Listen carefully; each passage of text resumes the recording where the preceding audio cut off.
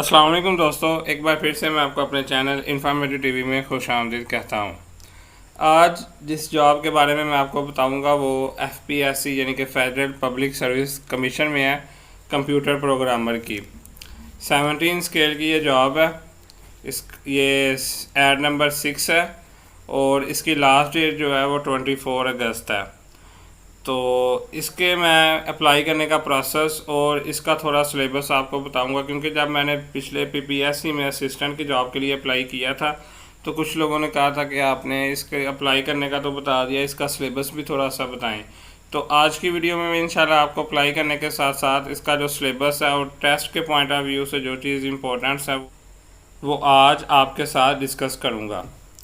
तो इसमें सबसे पहले तो मैं अप्लाई करके आपको बताऊंगा। तो सबसे पहले आपने अपना ब्राउज़र ओपन करके एफपीएससी की वेबसाइट पे जाना है। उस पर आप देख सकते हैं, थोड़ा सा नीचे आएंगे तो अप्लाई ऑनलाइन लिखा है, तो इस पर क्लिक करें।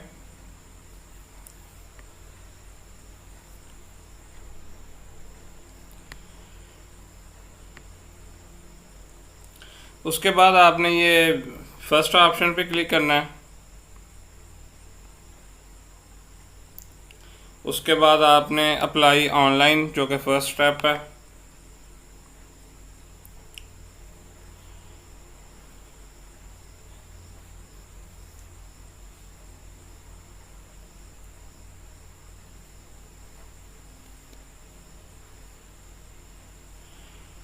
तो ये फॉर्म ओपन हो चुका है एफपीएससी में अप्लाई करने का।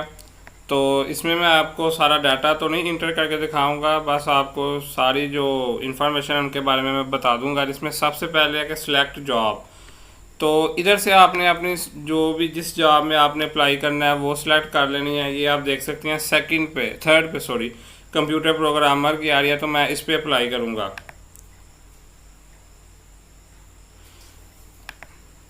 उसके बाद आपने अपना CNIC नंबर लिखना है। उसके बाद जब मैंने पीपीएससी पे वीडियो बनाई थी तो उस पर पहले हमने चालान पे किया था, तो उसकी जो डिपॉजिट डेट थी, उसके बाद bank name, bank branch code वगैरह सब कुछ लिखा था। तो ये भी उसी तरह ही सारा करना है आपने। जिस डेट को आपने चालान पे किया है वो इधर लिखेंगे। उसके बाद जितनी फ़ी है वो इधर सेलेक्ट करेंगे। तो उसके बाद बैंक ब्रांच कोड है, बैंक की लोकेशन है, और नीचे आप देख सकते हैं कि ये कुछ पोस्ट के लिहाज से चालान की फ़ीस है, जिसमें अगर आप 14, 16, 17 के स्केल पे अप्लाई करें तो वो 300, उसके बाद 18 पे 750, इसी तरह सारे। तो आपने जिस स्केल के लिए अप्लाई करना है उधर से आपने वो उतनी आपको चार्ज होगा, और इधर से आपने अपना चालान डाउनलोड कर लेना है। नीचे थोड़ा सा आएंगे तो उसके बाद ये देखें domicile, gender, religion, domicile district, test centre इधर आपने सेलेक्ट करना है जो भी आपको इजी लगे।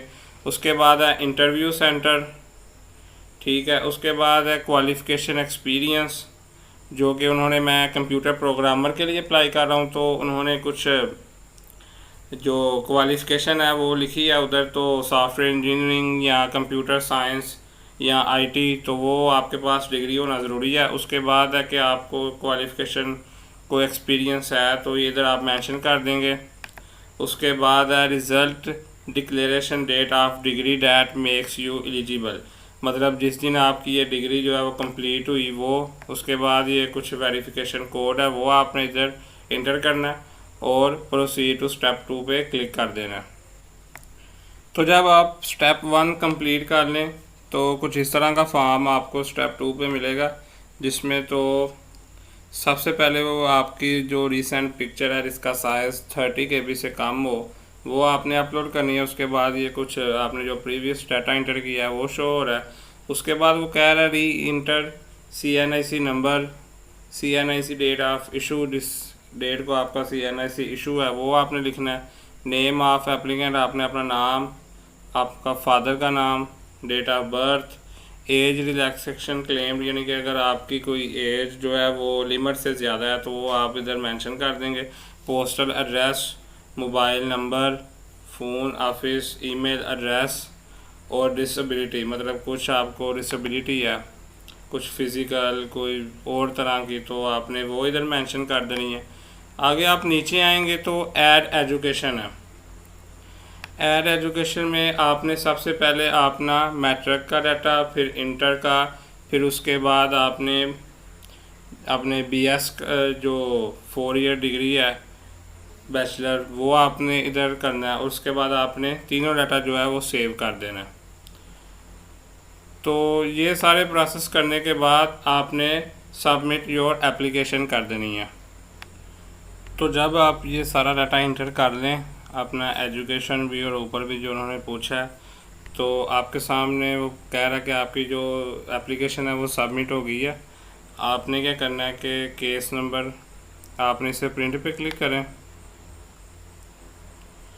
और आपके सामने ये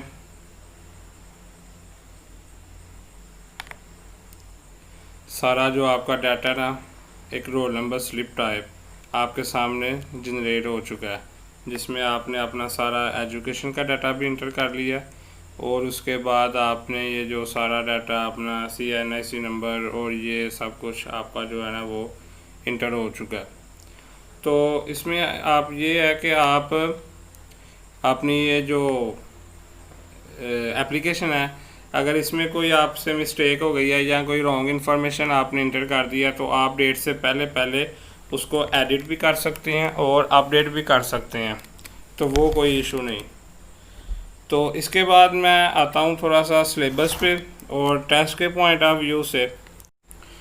तो अगर मैं बात करूँ इसके सिलेबस की, तो आप ये सेकंड पे देख सकते हैं, ये लास्ट ईयर का सिलेबस है, जो कि FPSC की वेबसाइट पे एक ऑप्शन होता है सिलेबस के नाम से। वहाँ पे हर पोस्ट का तकरीबन जो लास्ट ईयर का उनका सिलेबस होता है, जो टेस्ट का पैटर्न होता है, वो सब उन्होंने वहाँ दिया होता है। तो ये कंप्यूटर प्रोग्राम का 2018 का है, जिसमें उन्होंने सबसे पहले क्वालिफ़िकेशन लिखी है कि बैचलर होना चाहिए कंप्यूटर इंजीनियरिंग या कंप्यूटर साइंस या सॉफ्टवेयर इंजीनियरिंग। उसके बाद उन्होंने ऑब्जेक्टिव टाइप टेस्ट, जिसमें पहला टेस्ट है इंग्लिश का और दूसरा है प्रोफेशनल टेस्ट का। तो इंग्लिश में उन्होंने ये आगे लास्ट वाले कॉलम पे उन्होंने लिखा है vocabulary, grammar, usage, sentence structuring.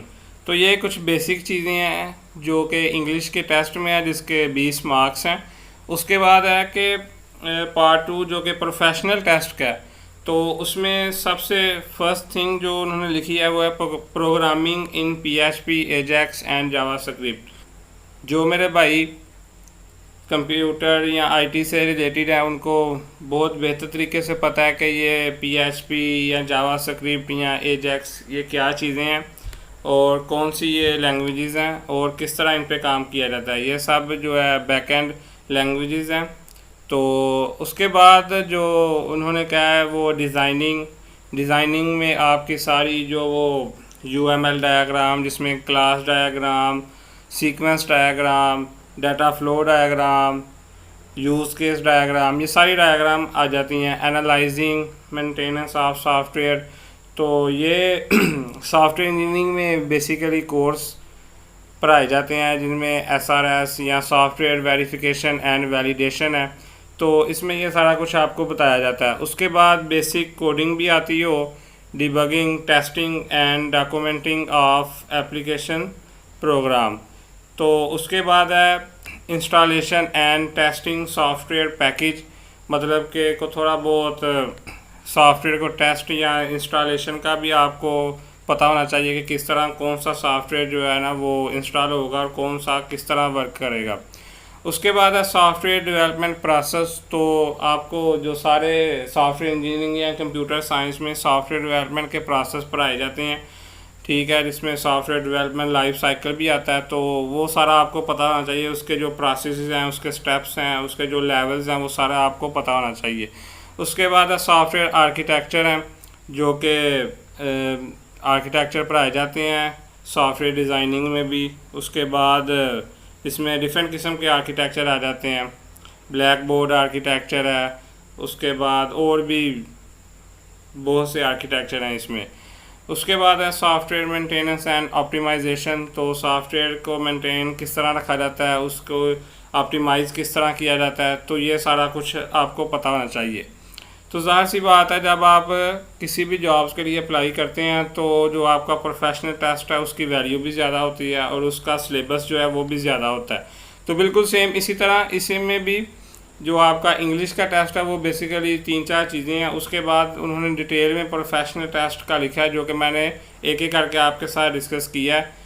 तो इसके बाद भी अगर आपके कोई इशू आ रहा है अप्लाई करने में, या आपका जो रोल नंबर स्लिप नहीं जनरेट हो रही, या कोई और भी इशू आ रहा है, या आपको कोई इसमें कन्फ्यूजन है कि किस तरह सिलेबस को प्रिपेयर करें, या आप कौन सा किस तरह सीक्वेंस में सिलेबस जो है ना वो हम स्टेप वाइज तैयार करें टेस्ट के लिए, तो आप कमेंट करें।